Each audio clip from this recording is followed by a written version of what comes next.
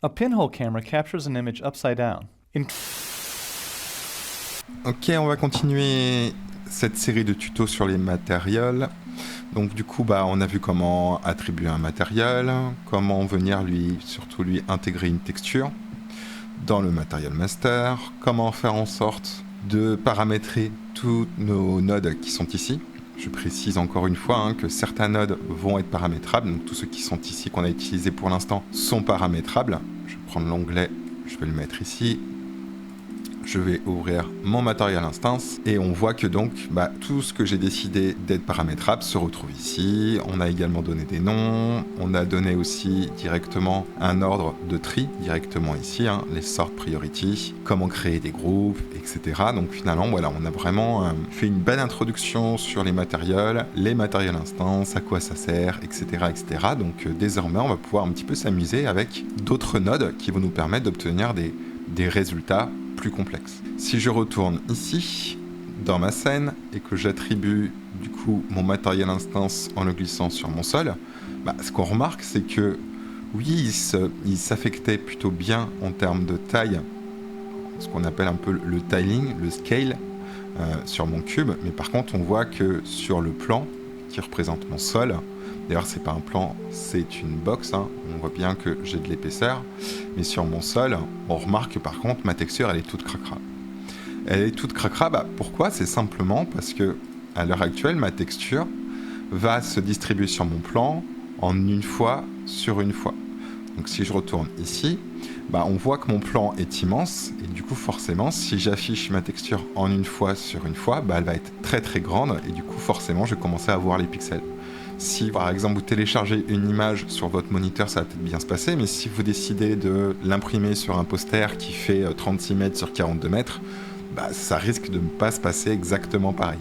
Heureusement pour pallier à ça, on a la possibilité sur Unreal, Unity ou tout autre logiciel de faire finalement répéter ma texture. C'est-à-dire de l'avoir en une fois sur une fois, je vais l'avoir finalement peut-être 5 fois sur 5 fois, 10 fois sur 10 fois, etc. etc. Et ça c'est ce qu'on appelle du tiling. Si je rouvre mon matériel, il va falloir qu'on branche des choses sur mes textures pour dire combien de fois je veux que ça se répète. Je peux pas le faire directement sur mes constantes. Pourquoi? Parce que mes constantes c'est juste une valeur, mais si j'avais une texture, il faudrait à ce moment-là que je puisse la tailler aussi. Une répétition de texture sur un axe ou un autre axe. Sachant que nos textures c'est du 2D, on n'a pas de 3D, on a juste une direction Y et X. On n'a pas une projection Z comme ce qu'on a ici. Nous, on est dans les logiciels 3D. Donc là, je vois que j'ai bien ici mon axe de la hauteur, mon axe X et mon axe Y qui représentent les horizontales. Sur ma texture, je n'ai pas la possibilité d'avoir la hauteur. Donc du coup, c'est ce qu'on appelle des éléments 2D. Quand on fabrique un objet, on va devoir travailler ce qu'on appelle les UV. Les UV, c'est quoi? C'est finalement des coordonnées. Alors à chaque fois, je confonds entre U et V en termes de direction, mais je crois que U, c'est la hauteur, enfin la hauteur. Vous voyez, là où je passe ma souris, c'est cet axe ici, et V, c'est cet axe ici. Donc finalement, UV, c'est simplement des coordonnées, comme si c'était X et Y. UV, c'est deux coordonnées qui s'appliquent sur mes objets pour attribuer une texture. Je ne sais pas si vous faites de l'origami, mais quand on fabrique un cube, un dé, parce que vous avez tous fabriqué un dé en papier, on commence par un patron, ce qu'on appelle un patron, donc c'est une version dessinée, et puis après on vient découper ce patron sur une feuille de papier, on vient appliquer des pliages qui nous forment à la fin un cube. La 3D, ça va être justement l'inverse. On commence par une forme 3D, et ensuite on vient lui donner des endroits où on veut la découper pour qu'à la fin ça devienne une forme 2D. Ok, donc là on fait un petit parallèle sur 3ds Max, donc on voit que j'ai mon cube qui est ici, qui est fabriqué pour l'instant en 3D, mais qui n'a pas de dépliage. Pour fabriquer un dépliage, il va falloir que je puisse déplier. À l'heure actuelle, ça va pas du tout bien se passer. Si par exemple j'essaie d'attribuer une texture, vous voyez que voilà, je vais avoir des déformations, je vais avoir deux endroits qui vont plutôt bien se passer en haut et en bas, mais on voit que sur le contour, ça se passe pas du tout bien. Si je vous montre sur cette fenêtre mon aperçu de mon UV, on voit que cette partie-là, elle est plutôt bien dépliée. Par contre, sur le contour, ça se passe pas du tout bien. Donc il va falloir que je dise à 3ds Max quelles sont mes coutures. Donc là, on voit que je fabrique mes coutures. Donc encore une fois, je ne suis pas là pour faire un cours sur 3ds Max. Je pense que je ferai une série de tutos dessus, puisque c'est vraiment des logiciels 3D, c'est important de pouvoir bien les utiliser pour ensuite avoir un résultat sur Unreal ou peu importe qui soit cool. Et vous voyez, voilà, quand j'attribue finalement mon dépliage, donc il y aura vraiment encore d'autres choses à faire, mais c'est pas très grave, on va s'en suffire. J'ai vraiment un dépliage qui est semblable à ce qu'on pourrait avoir quand on vient fabriquer un dé. C'est-à-dire quand on fabrique un dé, c'est vraiment l'inverse. On commence à fabriquer cette forme sur papier, on vient ensuite avec les ciseaux découper cette forme, on vient plier tous les endroits qui sont ici, et à la fin ça nous forme un cube.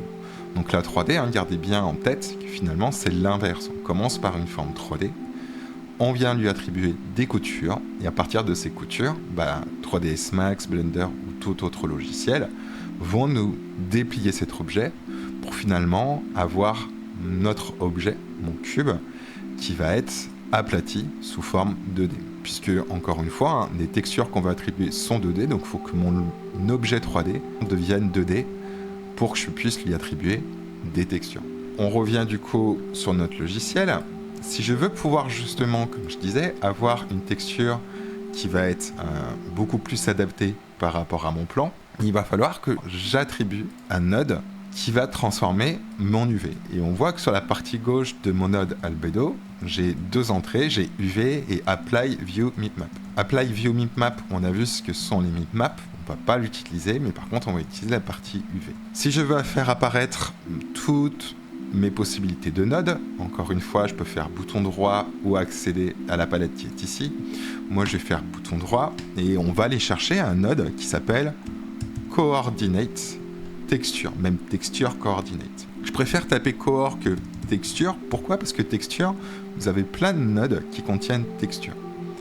A l'inverse, si je tape Coor, tout de suite, j'ai moins de nodes et surtout, Unreal va tout de suite me sélectionner le Texture Coordinate. Je clique dessus pour le faire apparaître. Mon node s'appelle donc Texture Coordinate, qui contient un Coordinate Index 0. Ça, on va pas en parler pour l'instant. J'ai une sortie qui est ici, que je vais pouvoir relier plus tard à mon entrée d'UV, puisque ce Texture Coordinate va modifier mes UV. Et si je clique sur la petite flèche en bas, j'ai tout un tas d'informations que je peux venir remplir. Et on voit que les informations qui sont ici sont exactement les mêmes que je retrouve dans mon menu détaillé. Ça, c'est intéressant, c'est depuis la 5 points qu'on a une possibilité de donner des indications sans devoir rentrer dans le menu détail. Avant, on n'avait aucune information ici, hormis mon coordinate index, il me semble. On n'avait pas la possibilité de modifier toutes ces coordonnées ici, il fallait absolument se rendre dans le menu détail. Là, on n'avait même pas besoin de se rendre dans le menu détail, on peut directement accéder aux paramètres de ce node. Je referme cette petite flèche, et je vais tout de suite, ce que je vais faire, c'est que je vais brancher ce node dans UV. Pour l'instant, il n'y a rien qui s'est passé sur mon matériel. Si je clique sur Save et que je retourne ici, il n'y a rien qui s'est passé. Je vous ai dit juste avant que ma texture s'affiche en une fois sur une fois. Si je veux faire en sorte que ça puisse se répéter, ça va être dans la partie U et V tiling. Si par exemple, je mets 10 sur U, ce qui va se passer, on va vraiment avoir ma texture qui va être beaucoup plus compressée sur l'horizontale et beaucoup plus étirée sur la verticale. Et là d'ailleurs tout de suite on se rend compte que mon U donc correspond à ma hauteur, ou plutôt à cet axe qui est ici. On voit que donc j'ai exactement le même effet, j'ai vraiment une texture qui va être étirée. Pourquoi est-ce qu'elle est étirée? C'est parce que sur un axe ça va s'étirer 10 fois, alors que sur un autre axe elle va être toujours en une fois. Je vais retourner ici, du coup je vais dire également 10 sur V. Et là, je me retrouve du coup avec plus du tout de déformation. On voit que du coup, ma texture s'adapte beaucoup mieux par rapport à mon sol. Si je me rapproche, voilà, on a quelque chose qui est beaucoup plus adapté et qui est plutôt cool. Si je retourne ici et que par exemple je mets 50 sur 50 et que je fais Save, forcément ma texture va être 5 fois plus taillée. Ok, donc on voit que voilà, j'ai quelque chose de plus fin. Sauf que le problème, c'est que, vous voyez, ce qui se passe, c'est que je ne vais pas avoir finalement mon relief qui va être taillé. J'ai que ma couleur qui va être taillée. Ce qui est un petit peu dommage. C'est-à-dire que moi, ce que je voudrais, par exemple, si je prends le wood et que je le mets ici, j'ai vraiment plus du tout de lien entre ma normale, donc mon relief, ma texture de relief, et ma couleur. Je vais remettre ma grâce.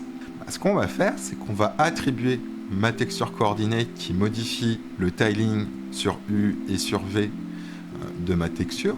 Tiling, encore une fois, je me répète, c'est la répétition de ma texture. Je vais l'attribuer non seulement à ma couleur, mais je vais l'attribuer également à mon UV de ma normale.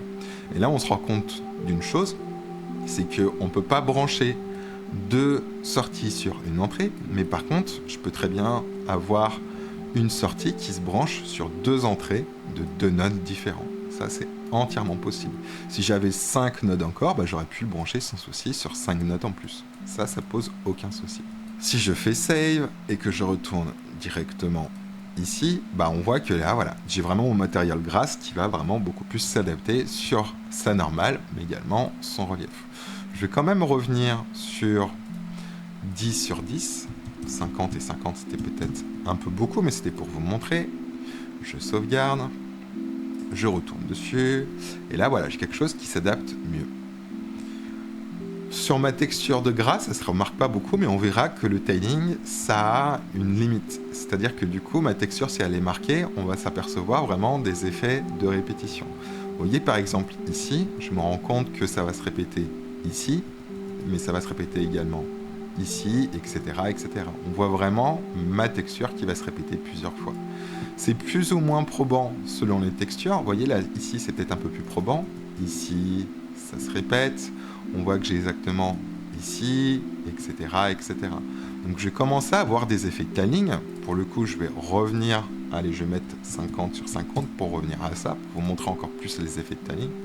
Voilà, là, on voit qu'on a vraiment des effets de tiling qui sont très prononcés. C'est-à-dire qu'on voit tout de suite que ma texture, j'ai des aspects de ma texture qui vont se répéter.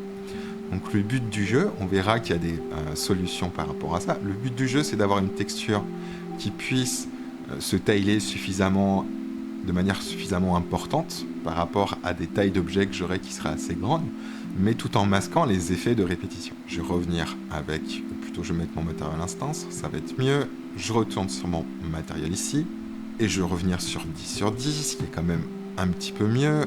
Je sauvegarde, ok. Et là, du coup, voilà, on se rend compte que sur mon sol, c'est beaucoup, beaucoup mieux. J'aurais pu la tailler un petit peu plus, mais là, pour l'exemple, ça marche entièrement. Mais par contre, pour mon cube, là, on voit que ça se taille beaucoup trop. Ça va se répéter beaucoup trop. J'avais finalement une bonne application d'UV en 1 sur 1, alors que là, en 10 sur 10, c'est pas du tout adapté pour mon cube. Du coup, l'avantage, pour continuer un petit peu sur les matériels instances, c'est que je vais pouvoir dire à Unreal que je vais pouvoir avoir un tiling qui va être, mettons, de 1 sur 1 pour mon cube, et par contre, sur mon sol, je voudrais un tiling qui soit de 10 sur 10. Sur un autre objet, je voudrais un tiling de 50 sur 50, etc., etc. Et que chaque tiling que je vais inscrire dans mes matériels instances ne vont pas avoir d'impact sur d'autres matériels instances. Chaque chose que je vais programmer dans mon matériel instance ne va pas avoir un impact sur un autre matériel instance. Par contre, chaque chose que je vais spécifier ici dans mon matériel master va forcément impacter tous ces enfants qui sont les instances. Donc du coup, ce qu'il va falloir faire pour que je puisse avoir la main sur chaque enfant, sur le choix du tiling, pour que ça puisse s'adapter au mieux sur chaque type d'objet que j'aurai à affecter, il va falloir que je rende cette texture coordinates paramétrable. Le fait de le rendre paramétrable, ça veut dire que du coup, je vais avoir une information, une possibilité là en plus. Actuellement, j'ai pas de possibilité de tiling. Tout se gère directement dans mon matériel master. Mais moi, je veux que ça gère dans ces enfants, dans ces instances, et pas dans le matériel master. Le seul problème, c'est que, si vous vous souvenez, pour faire, je vais plutôt recréer une constante, ça sera mieux. Ok, cette constante n'est pas paramétrable, si je veux la rendre paramétrable, je fais bouton droit, je la convertis en paramètre, je lui donne un nom, et elle va se retrouver du coup dans les instances. Mais je vous ai dit juste avant que certains nodes, malheureusement, ne sont absolument pas paramétrables. Et ce texture coordinate, si je fais bouton droit, on voit qu'il n'est pas paramétrable. Donc du coup, il va falloir que je trouve une ruse de façon à affecter ce node texture coordinate dans mes instances, en sachant encore une fois que ce node, je ne pourrais pas le rendre paramétrable. Je vais revenir à un tiling de 1 sur 1. Je vais re-sauvegarder, donc forcément, je me retrouve avec ma texture qui va être toute pixelisée, mais par contre, qui s'adapte assez bien, relativement bien je dirais, sur mon cube. On va chercher donc à ruser Unreal de façon à affecter finalement ces chiffres qui sont ici. Notre constante, qui est une valeur, elle, comme on a vu plusieurs fois, elle est paramétrable. Ce que je vais faire justement, c'est que je vais aller chercher une nouvelle constante. Cette constante, tout de suite, je vais la rendre paramétrable et je vais l'appeler tiling. Et par défaut, je vais lui donner 1. Je voudrais que cette valeur qui est ici affecte les valeurs de mon texture coordinate qui sont inscrites ici. Et pour ça, on va faire une opération que vous avez tous vue lorsque vous étiez en primaire, c'est-à-dire qu'on va utiliser une multiplication. Petit rappel, si je fais M appuyé sur mon clavier, que je laisse le M appuyé et que je fais bouton gauche, j'ai un multiply.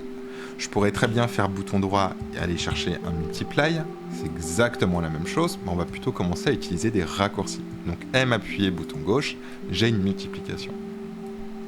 Et cette multiplication, elle va me servir à quoi? Elle va me servir à ce que ce chiffre de ma constante, cette valeur de ma constante qui est ici, va pouvoir se multiplier à mes valeurs qui sont contenues dans mon texture coordinate. Je prends la sortie de ma constante, je prends la sortie de mon texture coordinate, et le résultat de ces multiplications, je vais le brancher non seulement sur ma couleur, mais également sur ma normale. Je vais un petit peu ranger ça. Super. Maintenant, ce qui se passe, c'est que par exemple, si je dis 5, on voit que ce qui s'est passé, c'est que ma valeur de 5 s'est multipliée à mes valeurs de texture coordinate. Si je mets 10, ma valeur 10 s'est multipliée à mes valeurs de mon texture coordinate. Donc vous voyez que certes, mon texture coordinate n'était pas paramétrable, mais on peut utiliser toute une série de ruses de façon à affecter des notes qui pourtant ne sont au départ pas paramétrables. Je vais quand même revenir à une valeur de 1. Pourquoi 1? Parce que c'est une valeur qui me semble plutôt neutre, qui pourrait s'adapter relativement bien à mes objets. Et de toute façon, ce que je fais, c'est que généralement, je laisse une valeur de 1. Pourquoi? Parce que je veux que la taille de ma texture qui est ici soit ma valeur par défaut qui s'appliquera sur mes objets. Et ma texture est en 1 sur 1. Donc je laisse cette valeur de 1 qui se multiplie à ma texture coordinate. Et vu que 1 fois 1, ça restera 1. Si je fais sauvegarder, si je retourne ici, j'ai toujours pas de changement, j'ai toujours ma texture qui est beaucoup trop grosse et qui n'est pas du tout adaptée à mon sol, alors que sur mon cube, c'est plutôt pas mal. Ce que je voudrais faire, c'est justement avoir deux instances de grâce. Une instance qui s'adapte en termes d'UV sur mon cube, et une instance qui s'adapte en termes d'UV, en termes de timing, en termes de scale, tout ce que vous voulez, à mon sol. Je vais faire bouton droit sur mon material master, create instance, et je vais l'appeler mi_ground. Je sauvegarde parce que j'ai ma petite étoile. Oui, je veux sauvegarder mes changements. Et si j'attribue mon mi_ground à mon sol, puisque j'ai créé cette instance exprès pour lui, actuellement, j'ai pas de changement qui est affecté à mon sol. Pourquoi? Parce que par défaut, j'ai choisi que mon tiling était de 1 fois mes valeurs de mon texture coordinate qui sont de 1. Si je double-clique sur mon material instance ground, on voit ce qui se passe, c'est que j'ai une possibilité qui a été débloquée, qui se retrouve également dans mon material instance grass, mais qui se retrouverait également dans mon material instance wood. Forcément, pourquoi? Parce que tout changement que je fais dans le material maître, toute chose que j'affecte, que je rajoute ou que je modifie, vont se répercuter sur chaque enfant. Je vais prendre, retourner sur ma scène, prendre mon mi_ground, avoir ma petite fenêtre à côté, de façon à que je puisse voir en temps réel ce qui se passe.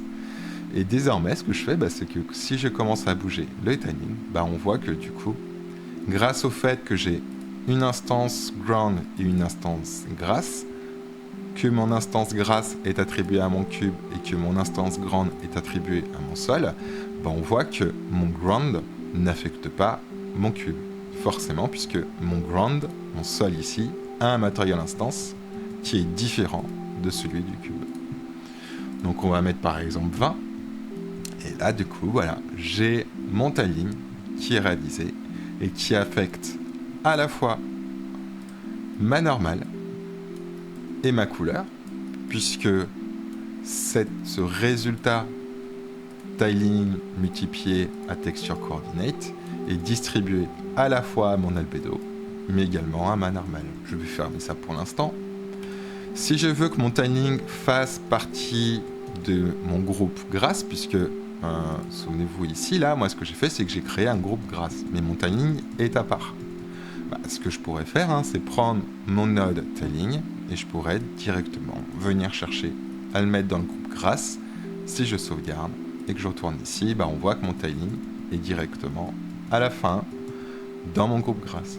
Également, ce que je pourrais faire, ce qu'on peut commencer à faire, c'est par exemple, je peux prendre toutes ces nodes ici, avec bouton gauche appuyé de la souris, j'ai mon carré de sélection, je vais faire C, et je vais créer un commentaire qui sera tiling.